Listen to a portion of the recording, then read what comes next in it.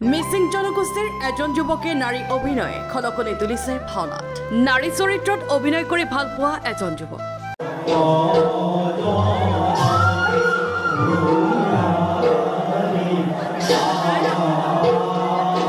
এতিয়ালৈকে প্ৰায় 50টাতকৈও অধিক নাটকত এই অভিনয় কৰিছে নাৰী চৰিত্ৰত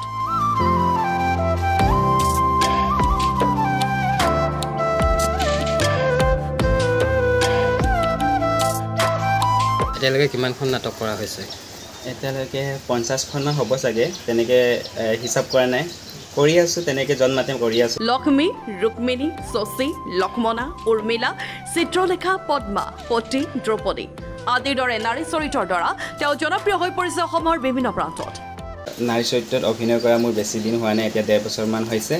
আৰু এতিয়া নাৰী চৰিত্ৰৰ কাৰণে মাতে কাৰণে এতিয়া নাৰী চৰিত্ৰতে বেছি ভাল লগা হৈছে আৰু এতিয়া ভাল পাওঁ কাৰণে কৰি আছো আগতে লাজ লাগিছিলে আজিকালি লাজ নালাগে যতে কৰো ভাল লাগে আৰু সবে ভাল পায় আৰু সবে ভাল বুলি কয় সঁচাকৈ ভাল হৈছে নে বেয়া হৈছে নাজানো ৰাইজে জানিব দৰ্শকে জানে চাই থকা সকলে আমি যেনেকৈ কৰিব পাৰো ভালকৈ কৰিবলৈ চেষ্টা কৰো গুৰুজনাৰ অমৰ সৃষ্টি ভাওনাত নাৰী চৰিত্ৰৰ বাবে সকলোৰে এখন চিনাকি মুখ হৈ পৰিছে এতিয়া এঙিয়া বৰগাঁৱৰ নিবাসী ৰঞ্জন টাও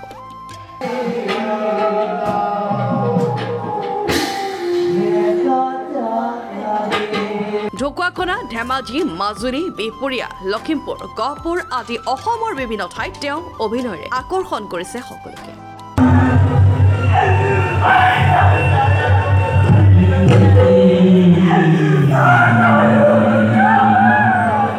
কেৱল অভিনয় নহয় মেকআপ আৰু এজন ফটোগ্ৰাফাৰ হিচাপেও পৰিচিত ৰঞ্জন টাও নাটকৰ বাহিৰে মই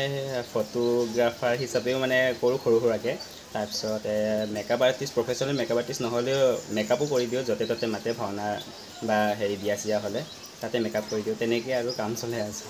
এখন জগতত মানে ভাল লাগিছে কিবা অঁ হয় ভাওনা কৰি ভাল লাগিছে আৰু চব কাম কৰিয়ে মোৰ ভাল লাগে সেইটাও ভাল লাগিছে কিন্তু ভাওনাৰ লগত বেছিকৈ মই জড়িত হৈ আছোঁ আৰু গুৰুজনাৰ অমৰ সৃষ্টি ভাওনাৰ প্ৰচাৰ প্ৰসাৰেই মূল উদ্দেশ্য স্নাতক ডিগ্ৰীধাৰী এজন যুৱকৰ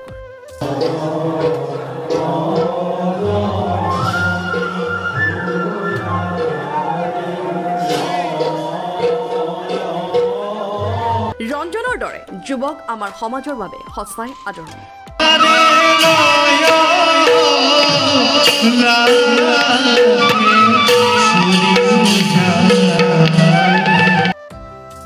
ব্যুৰো ৰিপৰ্ট লখিমপুৰ টুডে